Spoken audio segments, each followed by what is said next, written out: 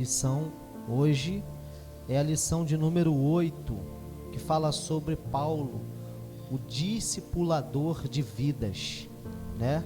Na semana retrasada, o nosso irmão Brendo, ele falou sobre Paulo, plantador de igreja, e é apenas a continuidade esta lição de hoje, né? Plantador de igrejas. Hoje vai falar sobre Paulo, o discipulador de vidas, né? Hoje a gente vai ver como é importante, né? A disciplina, discipular na vida de um servo de Deus. A gente vai ver a importância que ele tem, e a gente vai ver com o apóstolo Paulo como ele nos ensina a não ser somente um discípulo, mas também um discipulador, né? Esse é o real propósito de Deus para a sua igreja. Não só que venhamos a se tornar discípulo, mas também um discipulador. E o que é um discipulador, irmão? Aquele que faz discípulo, aquele que também ensina tudo aquilo que aprendeu. E é isso que Paulo fez. É isso que Jesus fez, é isso que os discípulos fez, e é isso que a igreja de Cristo precisa fazer na terra. Esse é o propósito de Deus. Deus deu uma missão à igreja, e a missão da igreja é fazer discípulo, anunciar a palavra de Deus, né? Então a gente vai ver a importância que tem na vida de um discípulo, ele carregar, né, a marca de Cristo, para que outras pessoas também se tornem um discípulo e um discipulador, né? Então vamos para o texto áureo,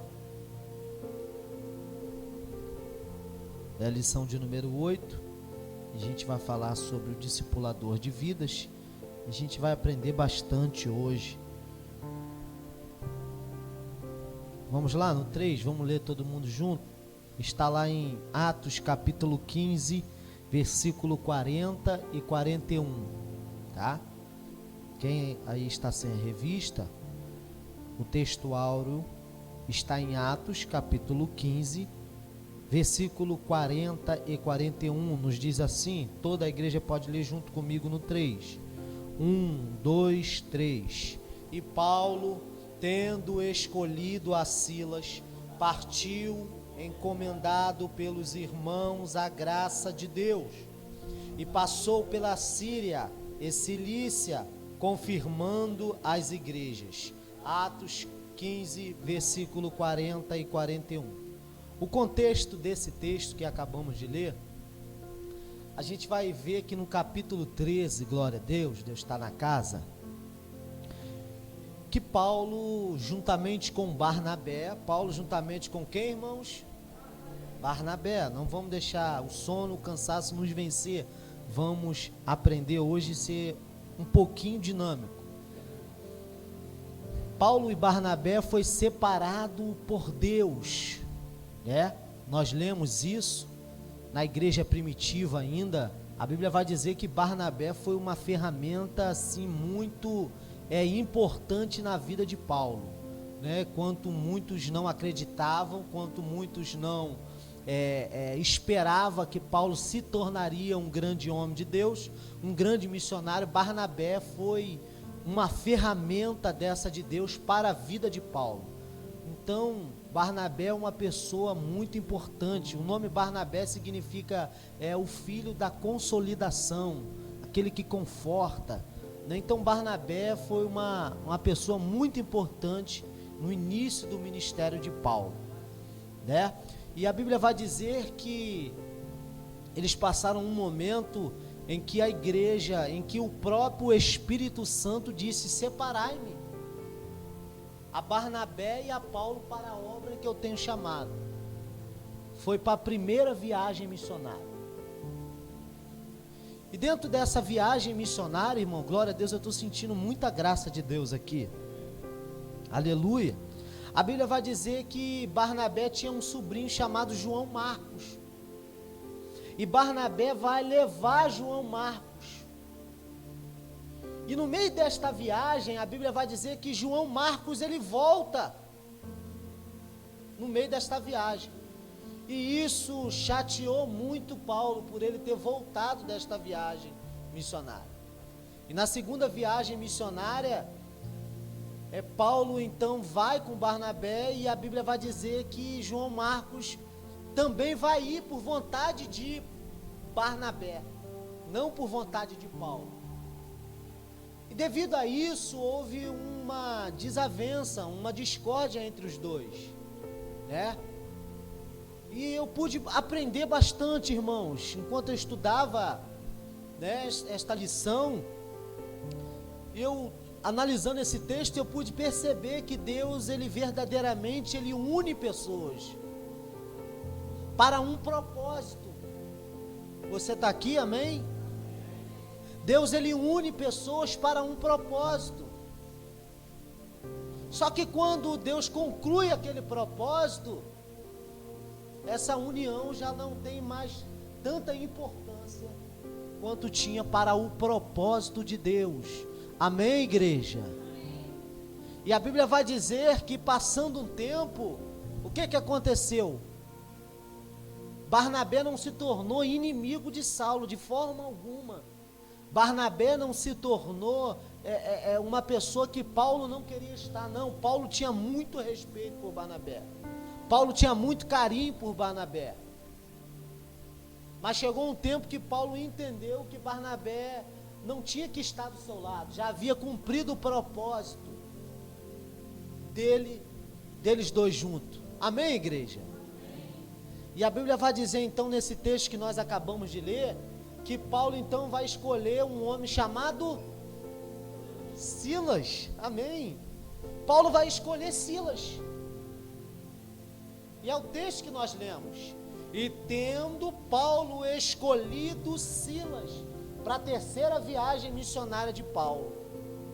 Essa é a terceira viagem missionária de Paulo. E a gente vai ver aqui, Paulo passou bastante coisa, né? Então, Deus, assim, ele tinha propósito na vida de Saulo e de Paulo, né? Como também tinha propósito na vida de Barnabé, como também tinha propósito na vida de João Marcos, que, se estudarmos, vamos ver que Deus de forma alguma rejeitou João Marcos por ele ter voltado, ou por ele ter retrocedido. Pelo contrário, o Espírito Santo fala: separai-me a Barnabé, a João Marcos, porque ele é muito útil para a minha obra, né? Então, todos aqui têm uma utilidade para a obra de Deus. Todos aqui, por mais fracos que sejas, todos aqui, por mais incapazes que acham que são, Deus vê em você uma capacidade que talvez você ainda não chegou. Deus, ele consegue ver em você, aleluia, o que muitas pessoas ainda não conseguiu ver. Aleluia. Deus, ele consegue enxergar, ele acredita que dentro de você existe uma força, e essa força ele colocou, é o Espírito Santo de Deus, que mora, que habita, que reside dentro de você, e ele te dá forças essa noite para prosseguir a sua caminhada e cumprir o propósito dele na sua vida nessa terra, em nome de Jesus. Quantos acreditam, podem dizer glória a Deus. Aleluia. A Bíblia vai dizer então, irmãos, que Paulo vai escolher esse homem chamado Silas, né?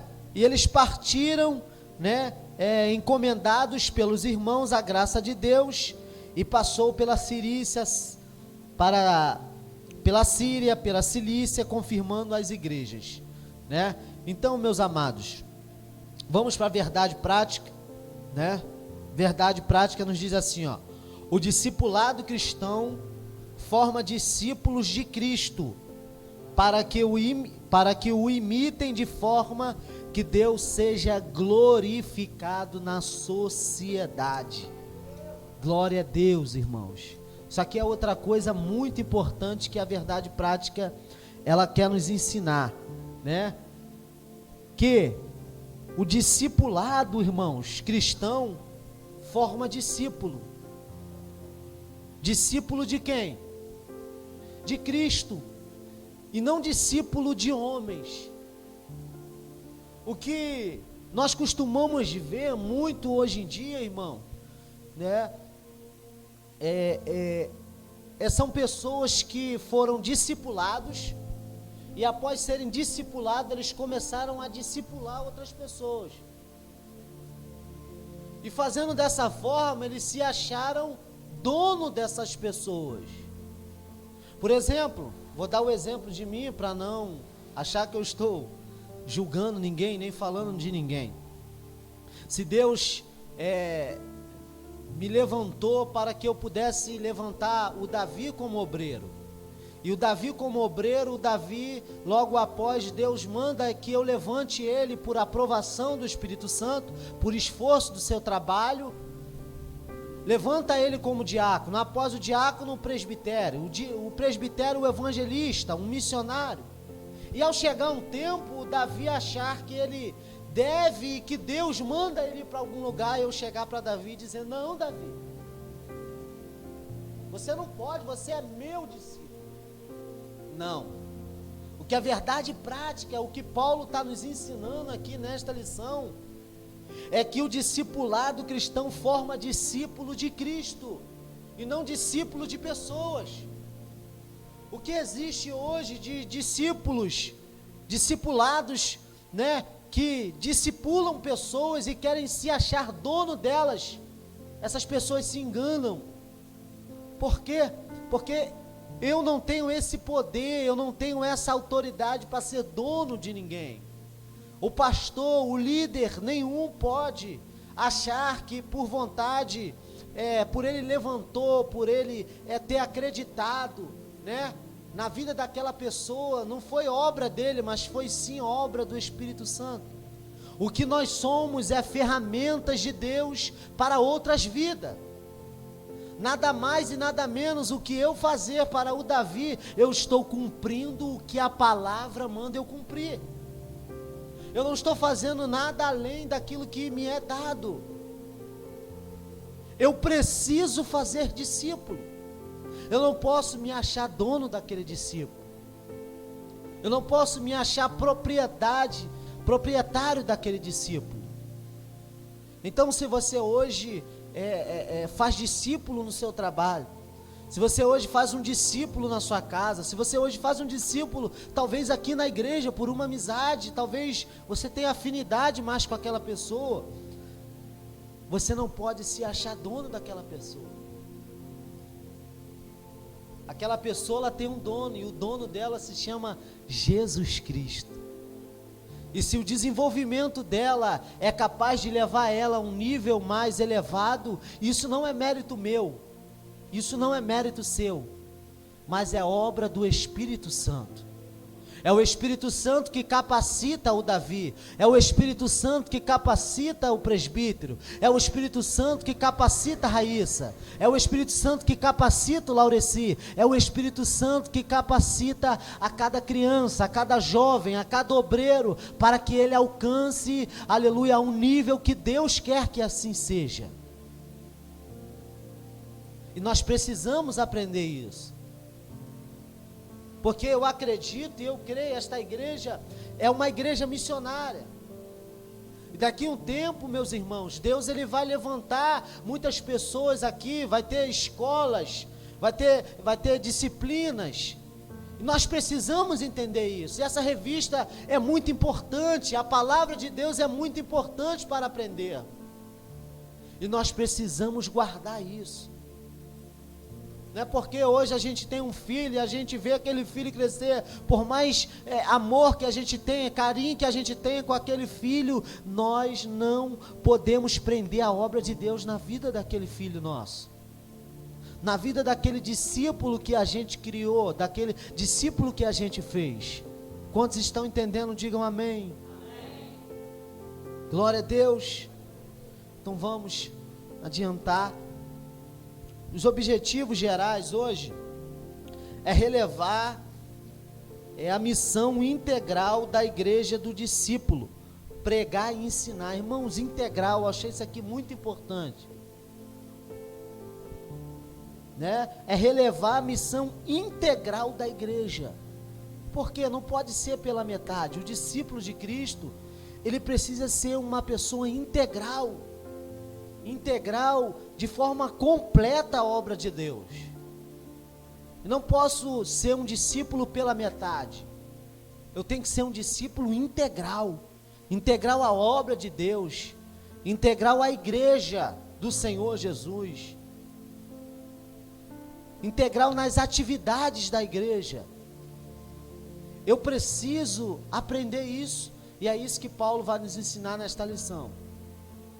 Objetivos gerais é relacionar o apóstolo Paulo com o discipulado bíblico, salientar a integridade da missão do discípulo, pregar e ensinar, né? A gente vai ver essa diferença hoje. O que é a pregação, qual é o significado da pregação e também o significado do ensinar. São duas coisas diferentes, né?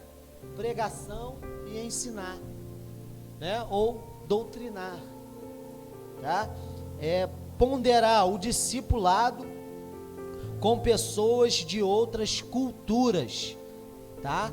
É o que também nós vamos aprender. Vamos para o texto bíblico em classe, que está em Atos dos Apóstolos, capítulo 2, versículo 42, 43, 44, 45, 46, 47. E depois Atos, capítulo 20, versículo 1, 2, 3, 4 e 4 só. Tá bom? Então eu vou pedir que os irmãos me ajudem nesse texto bíblico hoje, tá bom? Eu vou ler o primeiro, quem sentir no coração pode ler um versículo somente, amém? E perseveravam na doutrina dos apóstolos e na comunhão e no partir do pão e nas orações.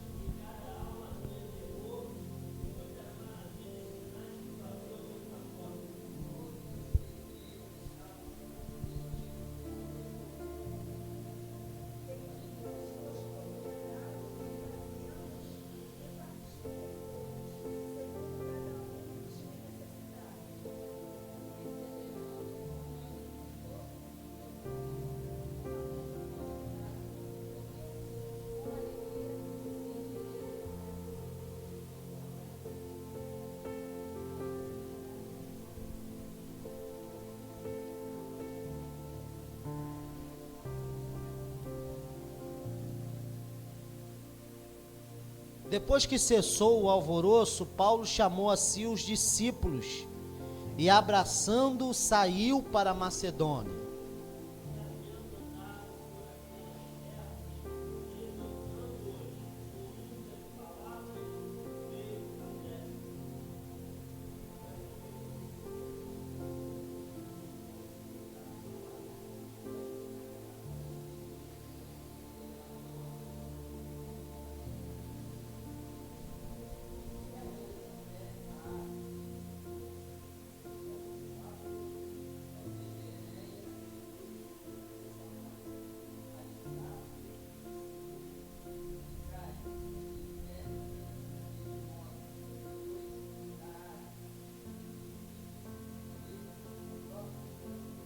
Amém, meus irmãos?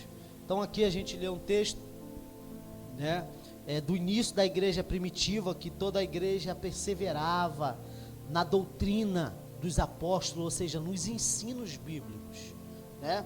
E a Bíblia vai dizer que eles partiam o pão de forma que não havia necessidade alguma entre eles, né?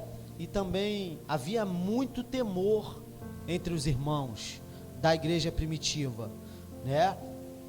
E isso fazia com que eles pudessem crescer, não só espiritualmente, como numericamente, e também é um propósito de Deus, né? Deus tem esse propósito de avançarmos, de crescermos, de fazermos discípulos, de atrairmos pessoas através da essência de Jesus em nossa vida, né? Então era isso que a igreja, né, ela fazia. A gente vai ver aqui também, mais à frente, no 20, que Paulo, né, uma das suas viagens missionárias, ele vai separar aqui pessoas que estavam com ele no ministério, como a Timóteo, Tito, né? A gente vai ver que ele escreve cartas pastorais, como ele escreveu a Tito, a Timóteo, são cartas pastorais. Paulo, ele deixava as cartas escritas para que eles pudessem dar continuidade ao ministério, né? Ou seja, ele fazia discípulo, né? E esses discípulos faziam mais outros discípulos, né? Então esse é o propósito de Deus em nossa vida, que você também faça discípulos, né? Não é que você guarde o evangelho só para si. Esse não é o evangelho de Deus, tá? O evangelho de Jesus Cristo para nós é que venhamos fazer discípulos, que venhamos ganhar almas, que venhamos evangelizar, que venhamos a pregar, que venhamos a ensinar a palavra, a essência de Deus nessa terra. Amém? Então, introdução, só um pouquinho aqui, ponto central da lição, é a missão da igreja, é pregar e ensinar. Isso aqui é outra coisa, né, muito importante, a missão da igreja, né? A igreja, antes de ela ser igreja, já existia a missão. Entenda, Deus nunca vai chamar ninguém sem que tenha um propósito na vida daquele alguém. Amém? Deus nunca vai chamar ninguém sem que tenha um propósito na vida daquele alguém. Lembra que ele falou para Jeremias? Jeremias, antes que te formasse no ventre da tua mãe, eu estou todo arrepiado aqui, eu já te conheci. Ou seja, o propósito já existia, eu só trouxe você para cumprir o propósito. Ou seja, a igreja de Jesus, ela tem um propósito. Irmão, estou todo arrepiado. A igreja de Jesus, ela tem um propósito. E se a igreja, ela não cumpre, ela não exerce o propósito para qual ela foi enviada, ela não é igreja. Quando eu falo igreja, eu estou falando de mim e de você. Cada um de nós aqui somos a igreja de Cristo. A igreja não é 4 paredes. A igreja somos nós. Então, se nós não cumprimos a missão que é essa aqui que Jesus deixou para nós, nós estamos fora do propósito. E Deus não quer isso para ninguém. É por isso que eu iniciei falando, todo mundo aqui é útil.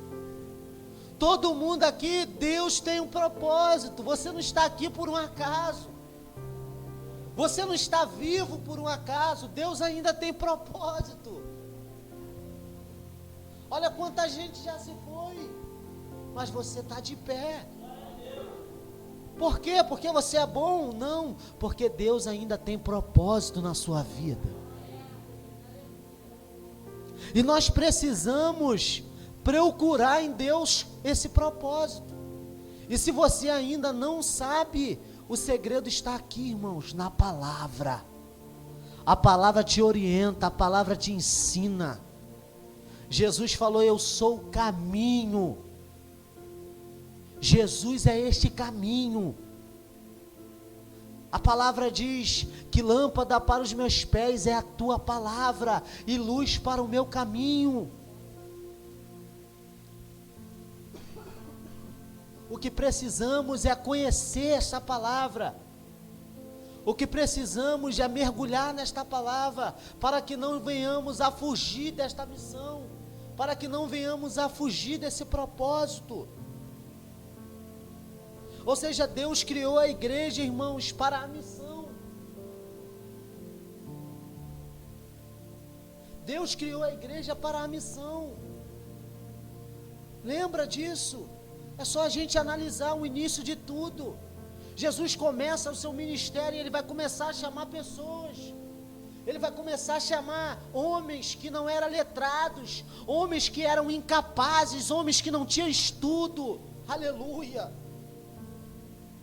Homens que eram pescadores, mas que através das suas pescas, Deus fez deles um grande discípulo, um grande homem de Deus, para pregoar, para ensinar, para expandir o reino de Deus nessa terra.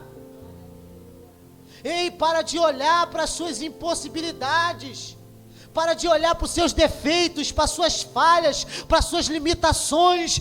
Deus não está olhando para isso. Deus está vendo em você um grande discípulo, um grande homem, uma grande mulher de Deus, que vai conseguir ganhar muitas almas, que vai conseguir povoar o céu e bombardear o inferno. A tua rua vai se converter, a tua casa vai se converter, a tua família vai vir para Jesus. Através de você, você é a ferramenta de Deus.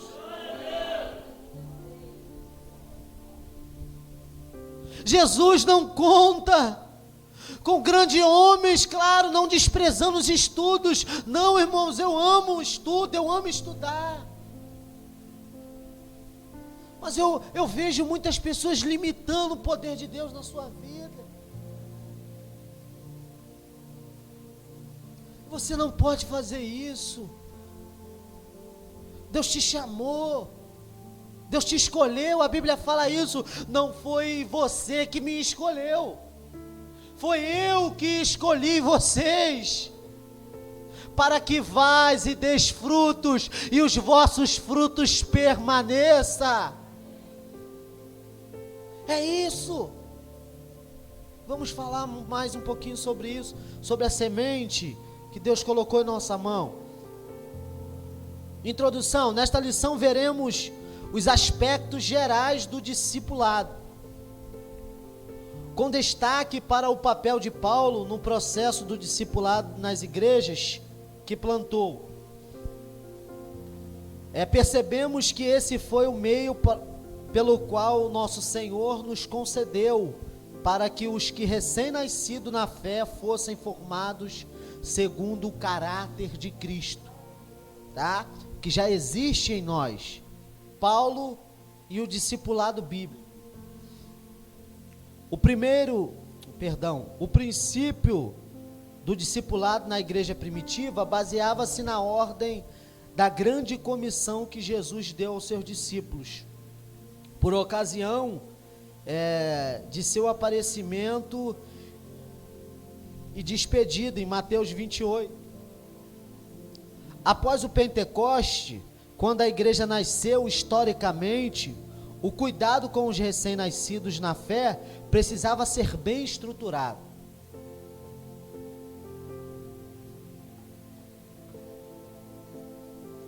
Em Atos 2, vemos claramente que as escrituras, doutrina, oração e prática da comunhão e do serviço fazia parte do programa de discipulado na igreja.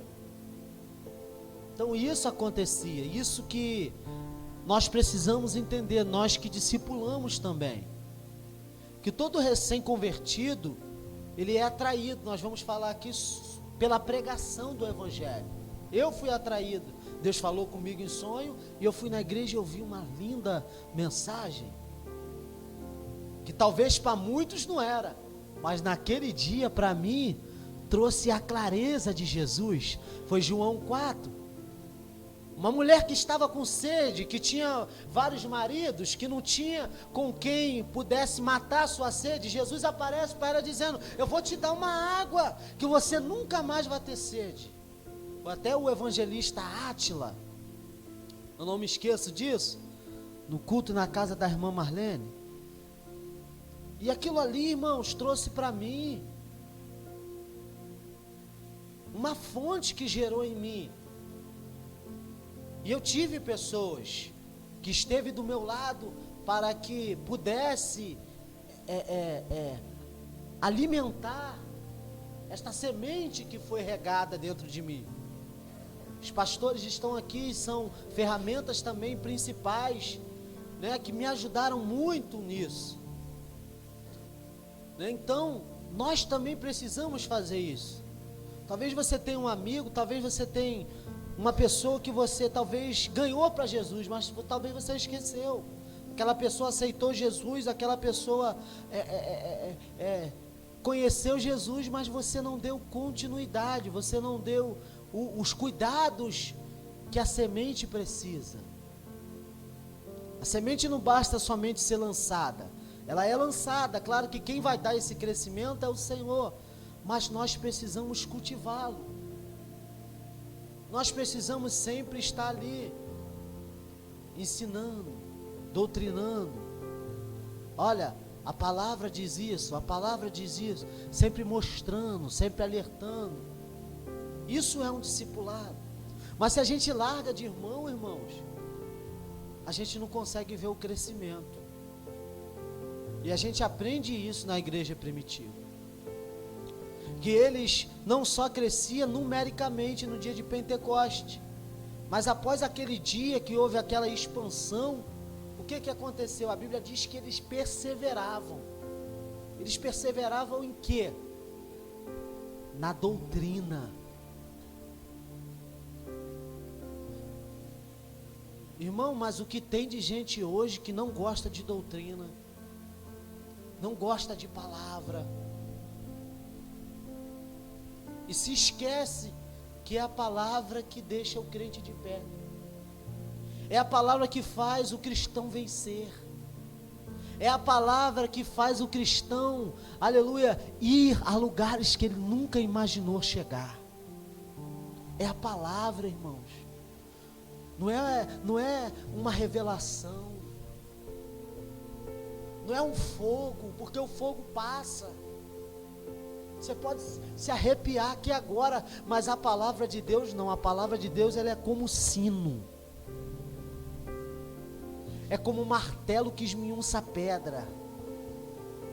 Ela bate, você escuta ela, você dorme, ela está aqui, ó. Ela está aqui, ó. Ela está guardada. Eu amo o fogo, irmão, mas eu prefiro mais a palavra, porque é a palavra que mantém o crente de pé. É a palavra de Deus, irmãos. A Bíblia diz que o povo perece, sabe por quê? Falta conhecimento. Conhecimento de quê? Da palavra. Não é um conhecimento de ter um grande estudo, de ser uma pessoa doutorada. Não. É o conhecimento da palavra, é o conhecer Jesus, é o conhecer mais quem Ele é o aprofundar no Espírito. É isso, irmãos. Assim o apóstolo Paulo, onde fazia discípulo, não somente convencia-o a respeito de Cristo, mas mostrava-lhes como imitá-lo. Está vendo? Então não basta eu simplesmente trazer aquela pessoa para a igreja. Sim, eu tenho que trazer aquela pessoa para a igreja, mas também eu preciso mostrar ela. Eu preciso ensinar ela. 2. Paulo, discipulador. O apóstolo dos gentios foi um dos discipuladores distinto. Após a sua conversão, ele sentiu a necessidade de conhecer a Cristo mais profundamente. Paulo sabia do desafio ao defender o nome de Jesus diante dos judeus. Ao longo de suas cartas, vemos um compromisso profundo. Um compromisso profundo com a doutrina exposta e a sua aplicabilidade na vida do discípulo. A doutrina do discipulado, mas há também prática coerente com a doutrina. Isso faz com que o discípulo cresça e chegue à maturidade. Conhecer de maneira teórica apenas não basta. Para isso, a formação cristã deve apresentar uma integração entre doutrinas e práticas. Isso aqui é muito importante. Jesus foi esse exemplo. Paulo também foi esse exemplo. Os discípulos também foram esse exemplo. É muito fácil, né? Para um pastor ele pregar, ensinar, dirigir culto. Isso aí, irmão, tá cheio. Agora, para doutrinar, para fazer discípulo, tá difícil. Tá difícil, irmãos. Porque não é uma tarefa fácil. É uma tarefa muito difícil. Por quê? Porque é fácil demais subir aqui, pregar ensinar, mas não viver. É muito fácil eu falar, né, como tem um ditado popular aí que não serve, pelo amor de Deus, tá? Não serve para nós, que faz o que eu estou falando, mas não faz o que eu faço. Não serve para nós. O exemplo que serve para nós é o de Neemias, que ele não fala assim, vai lá e edifica o muro. Ele fala, vamos, edifiquemos. Então o verdadeiro discipulador, o verdadeiro discípulo, não é aquele que manda, mas é aquele que comanda, né? Lembra de Eliseu que estava lá cortando árvore, né? Com o machado, com aqueles jovens, de repente o machado caiu, e eles não sabiam o que fazer, irmãos. Mas quem estava lá? Eliseu. E ele fala para ele assim, ó, aonde foi que caiu? Foi ali. Então, irmãos, se Eliseu não tivesse ali, verdadeiramente eles tinham parado a obra, verdadeiramente eles tinham ali deixado de exercer, né? Mas graças a Deus que eles estavam ali.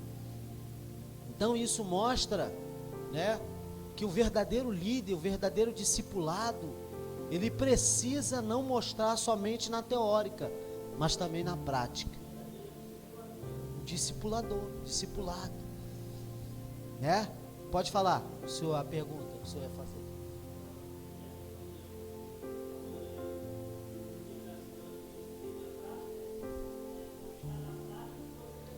Isso aí, né? Então,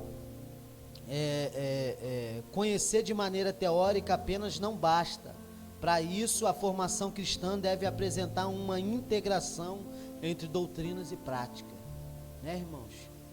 Graças a Deus, irmãos, graças a Deus, nós temos isso aqui na igreja, né? Graças a Deus, irmãos, né? Eu nunca, assim, o pastor, ele chegou para mim e disse, Wallace, faz isso aí que eu vou ficar aqui sentado, aqui, ou que eu vou ficar em casa assistindo filme. Não que ele não mereça, ele merece todo o descanso, ele merece um descanso, ele merece passear com a família, ele merece, né? Mas eu nunca vi isso aqui, irmãos, e isso é de se admirar, é de a gente ver que existem líderes que não somente manda, mas também que comanda. Aonde tem que colocar o piso, lá está o pastor. Aonde tem que levantar o telhado, lá está o pastor. Tem que ir no terreno, lá está o pastor. Eu nunca tive que ir para uma atividade sem que eles tenham, a não ser que fosse ao extremo. Então isso, irmão, é de se admirar.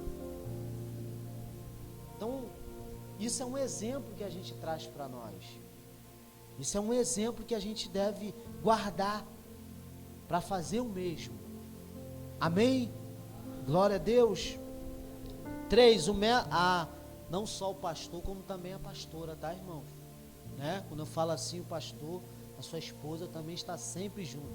Todos os almoços, todos os eventos, tá? Por favor, irmãos, em nome de Jesus, hein? Nossos pastores são bênçãos.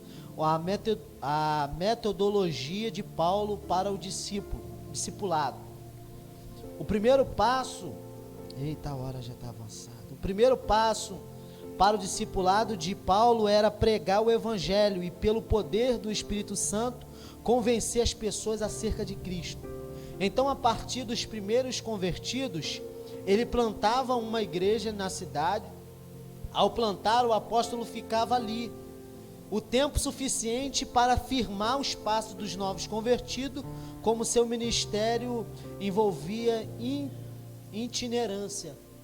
Obrigado. Né? Então, a metodologia aqui, eu separei 3 coisas. A primeira coisa que ele fazia era pregar, né? Eu até anotei aqui na minha revista, depois você pode ver.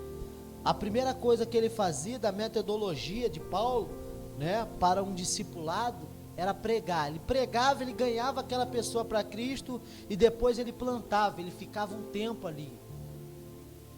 Ele não pregava e saía, Lembra de Éfeso, que ele teve que ficar, foi uma das cidades que ele ficou mais tempo, né? E depois ele o que? Ensinava. Terceiro, ele ensinava, né? Então, é isso que a gente precisa aprender, irmãos, com Paulo, tá? Ele não só trazia aquela pessoa para Cristo, mas ele plantava e ensinava. Amém, irmãos? Ele não ficava muito tempo no mesmo lugar e logo deixava ou enviava alguém experiente na fé para dar continuidade ao discipulado dos novos convertidos. Em seu ministério vemos discípulos especiais que ajudaram muito o trabalho de Paulo, como Timóteo, Tito, Silas, Lídia, Áquila, Priscila e outros mais.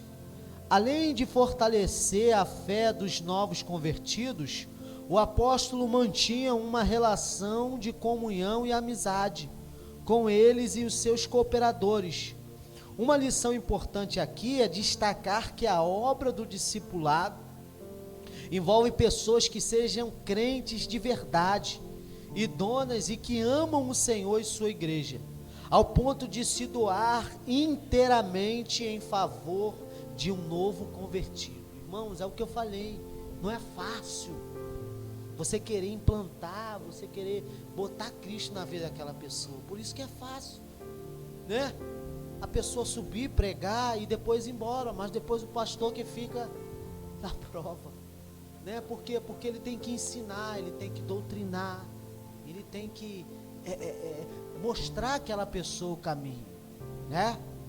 E a gente sabe que existem pessoas que têm um gene forte, não quer aceitar, não, pastor, não é assim, não é assim, mas por quê, pastor? Mas devagarzinho o Espírito Santo vai, moldando aquela pessoa, trabalhando naquela pessoa, né?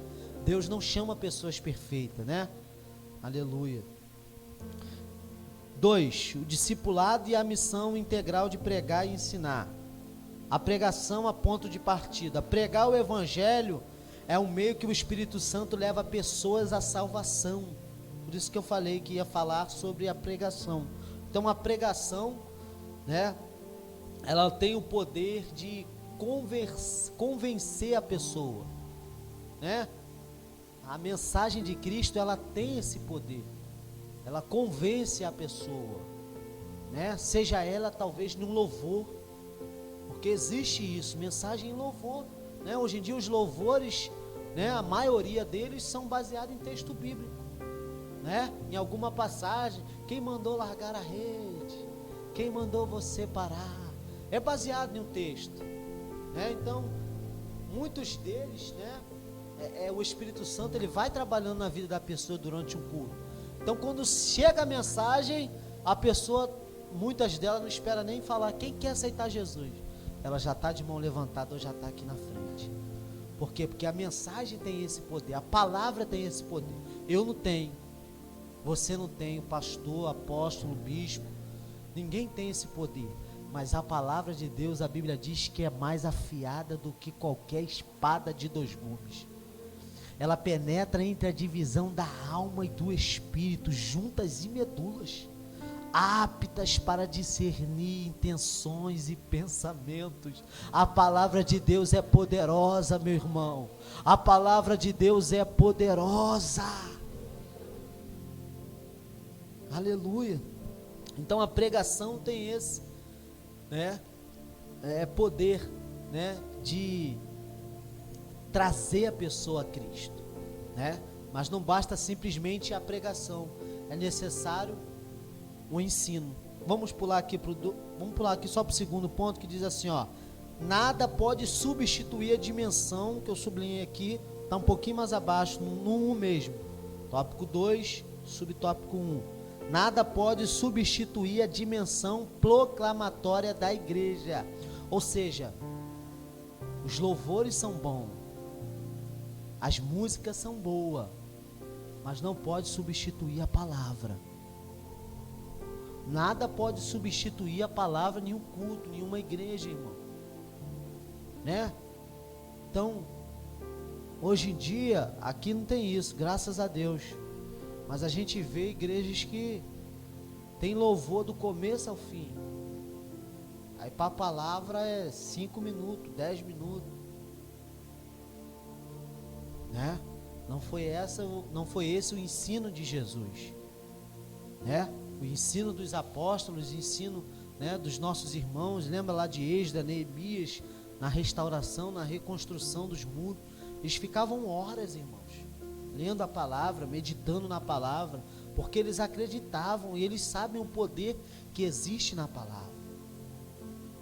Tá? 2, subtópico 2, o ensino, fazer discípulo. O discipulado começa quando pessoas aceitam a Jesus como Salvador de suas vidas. Logo, a conversão a Cristo é a semente da igreja. Quando cuidada pelos discípulos, essa semente germina e dá frutos. Pelos discipuladores, obrigado. Não foi assim que aconteceu no dia de Pentecoste? Pedro se levantou dentre as 120 pessoas cheias do Espírito Santo e começou a pregar com autoridade sobre quem era Jesus. Resultado, quase 3.000 pessoas se converteu. E agora? O que fazer? Ensinar, ensinar e ensinar. Aleluia, estou todo arrepiado, irmão. Se a gente se basear, irmãos, em tudo isso, ensinar, por isso que a Bíblia diz, ensina o teu filho o caminho que se deve andar. A palavra tem um poder muito grande, irmãos.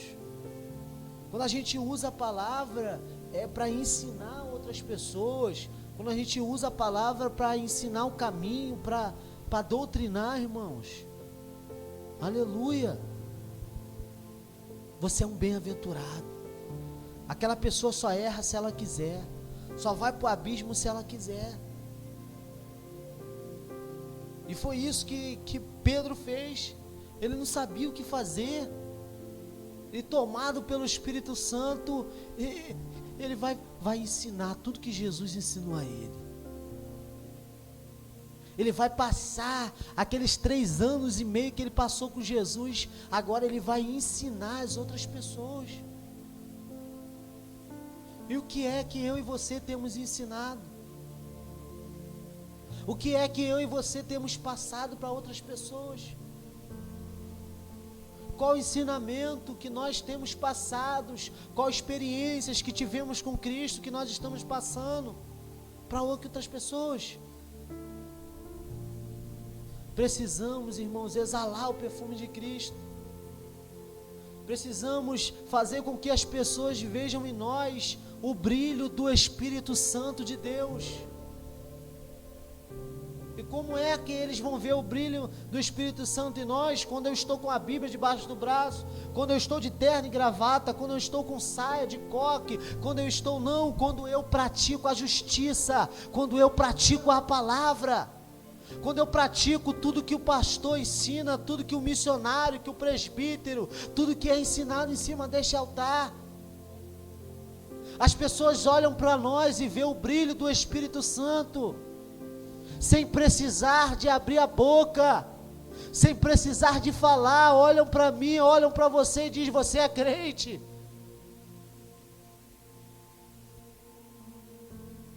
Às vezes até irritado, o crente, ele é crente.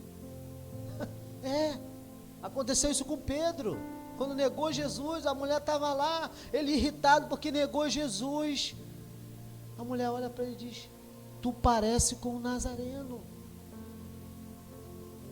tu fala como Nazareno, o teu jeito é igual ao dele. Então, irmãos, quando você passa a andar com Jesus, a viver com Jesus na sua vida, o teu jeito é de crente, tua fala é de crente. Eu já cheguei em lugar, acredito que você também já chegou em lugar sem falar nada, e a pessoa te dá a paz do Senhor, a pessoa dizer: homem de Deus, mulher de Deus. Por quê, irmãos? Porque o brilho do Espírito Santo está em nós. Porque não andamos e não tivemos só um encontro com Jesus, mas temos uma amizade, temos um relacionamento. Jesus falou: já não vos chamo mais de servos, mas eu vos chamo de amigo. Sabe o que é isso? É você saber os segredos do seu amigo, é você conhecer o que o seu amigo gosta, o que o seu amigo não gosta. É isso que Jesus quer de mim e de você, um relacionamento mais profundo. Não é só um relacionamento de servo. Amém, irmãos? Quantos estão entendendo podem dizer glória a Deus. Aleluia.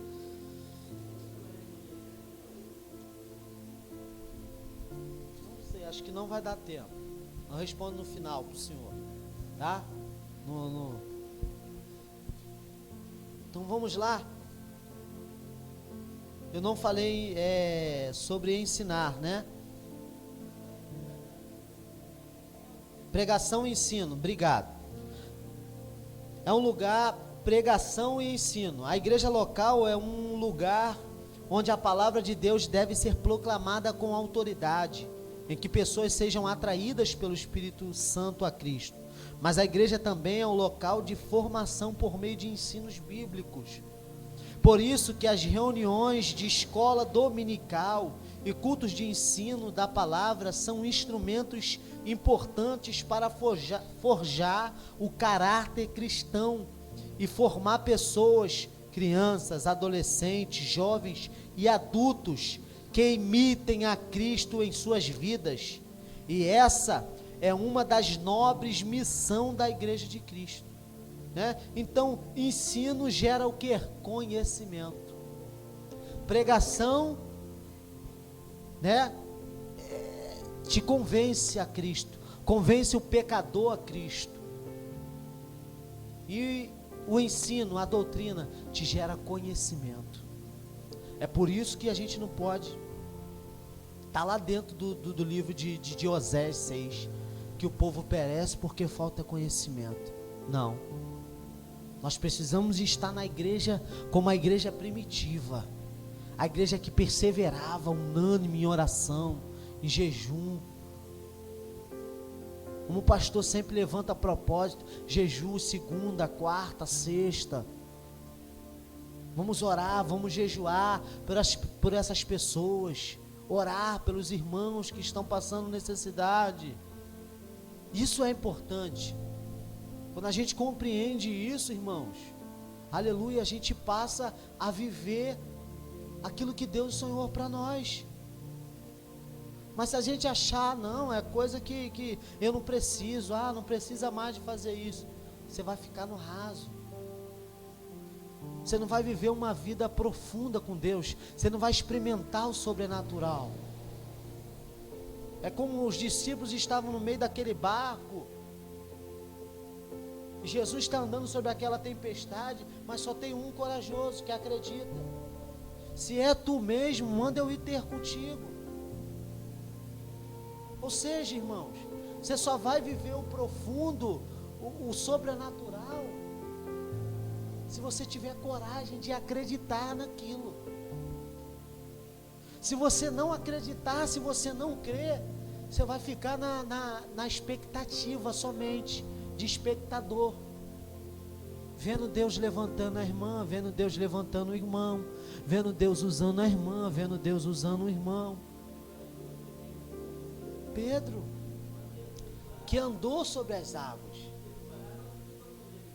claro, mas andou sobre as águas, viveu o que ninguém viveu naquele dia, né? Mas as mãos do Senhor estavam ali estendidas sobre ele, né? Então, isso que está a diferença, irmão, não está no cair, está no viver naquilo que ninguém nunca viveu. 3, o discipulado com pessoas de outras culturas. Para a gente fechar, a pregação para os seus irmãos a pregação para os seus irmãos. No livro de Atos percebemos que pregação dos apóstolos eram primeiramente direcionada aos judeus, né? Eles pregavam no templo, na sinagoga, e os judeus recebiam a palavra, outros porém rejeitavam, né? Os apóstolos desejavam que os seus irmãos recebessem a palavra da verdade.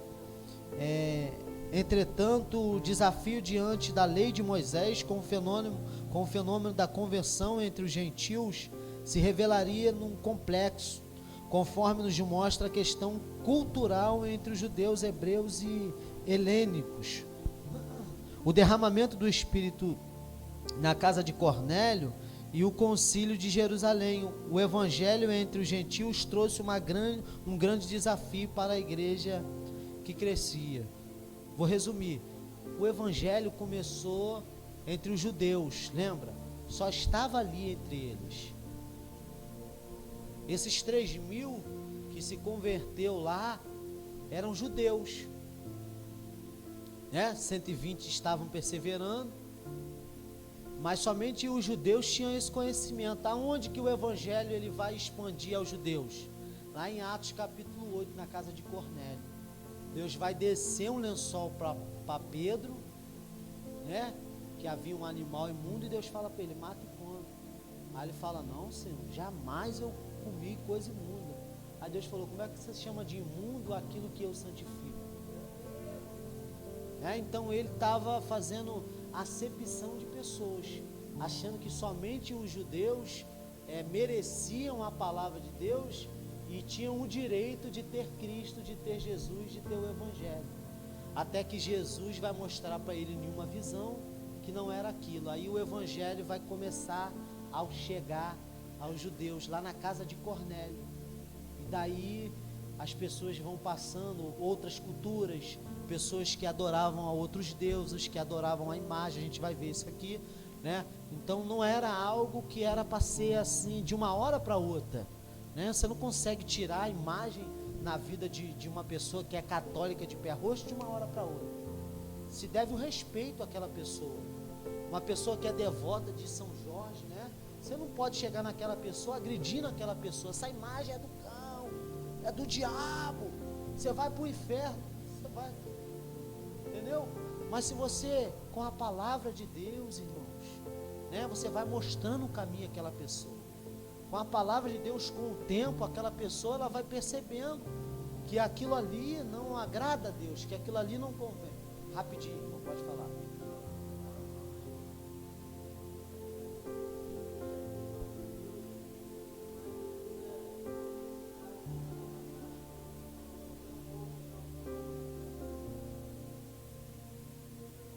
Não, Jesus não veio só para os judeus, né? Ele veio para todos, né? Ele veio para os seus, mas os seus não receberam. E todos quanto receberam, lhe deu o direito de ser feito filho de Deus. Essa passagem é outra passagem, tá? Não vamos fugir aqui do texto. Outro dia a gente fala melhor sobre essa passagem, tá? Mas que também Deus ali mostra, né, que Ele não ama, né? O amor dele não está relacionado somente a alguns e outros não. Em João 3,16 a gente vê isso, né? Que Deus amou o mundo, né? De tal maneira que Ele entregou o seu Filho unigênito. Então a gente percebe claramente que o amor de Deus não está relacionado só aos judeus, mas toda a humanidade, né? Então o amor de Deus ele é derramado sobre cada um de nós, né? Então, 2 aqui, a expansão para os gentios. A igreja não poderia fugir dos gentios, pois alcançá-lo era uma promessa de Cristo, registrada em Atos 1:8, tá vendo? Então, antes de Paulo, de Pedro já ver essa visão, já havia essa promessa em Atos capítulo 1:8, isso, gentios são não judeus, né? Seriam testemunho de Cristo não só em Jerusalém, mas passariam por Judéia, Samaria, para chegar até os confins da terra. Por isso nosso Senhor levantou um homem tenaz e valente, separado para ser o apóstolo dos gentios, não judeus, né? Que a gente sabe que é Paulo em Atos capítulo 9, né? Deus ali aparece, fala com Ananias, Ananias, vai, porque este é para mim um vaso muito escolhido, e eu vou mostrar para ele o quanto ele vai padecer pelo meu nome, né? Então, o evangelho de Cristo, né, irmãos, não é mil maravilhas, tá? O apóstolo Paulo discipulou pessoas oriundas de diversas culturas e costumes religiosos, né? Então, a gente percebe que o amor de Deus não se resume a Israel, a só aos judeus, mas toda a humanidade. Deu para ficar claro? Amém? 3, para fechar, o discipulado numa cultura diferente. O ministério do apóstolo Paulo nos mostra que o discipulado é o melhor método para ensinar o evangelho às pessoas que vêm de culturas diferentes, religiões diversas e costumes, na maioria das vezes incompatíveis com o evangelho. Com Paulo aprendemos que a proporção que absorvemos o evangelho, nossa forma de pensar é alterada para desejar as coisas mais nobres e fazer o que glorifica a Deus. Portanto, não é por força, nem por violência, mas pelo Espírito Santo, diz o Senhor dos Exércitos. Zacarias 4, versículo 6. Glória a Deus. Amém, meus irmãos? Todos entenderam?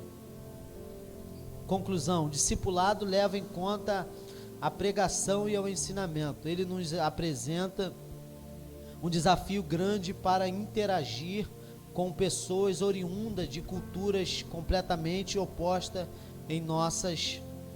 às nossas.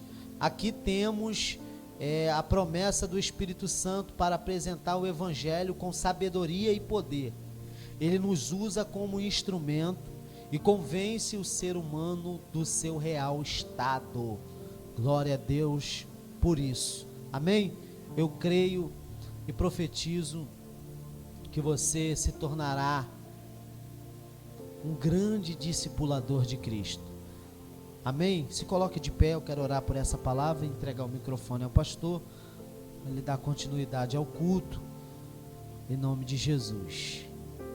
Feche seus olhos, em nome de Jesus. Senhor nosso Deus eterno, maravilhoso e bondoso Pai, te agradecemos, ó Deus, por esse estudo, Senhor, por esse ensino que o Senhor nos proporcionou. Eu quero louvar o teu nome e agradecer a ti, Pai, pela oportunidade de fazer menção da sua palavra. Senhor, que eu não seja somente, Pai, um doutrinador, Senhor, que somente fale, mas que também pratique tudo aquilo que ensina, tudo aquilo que mostra às pessoas, Pai. Deus, em nome de Jesus, que os teus filhos saiam daqui esta noite, Pai, cheios da sua palavra, cheios da sua presença.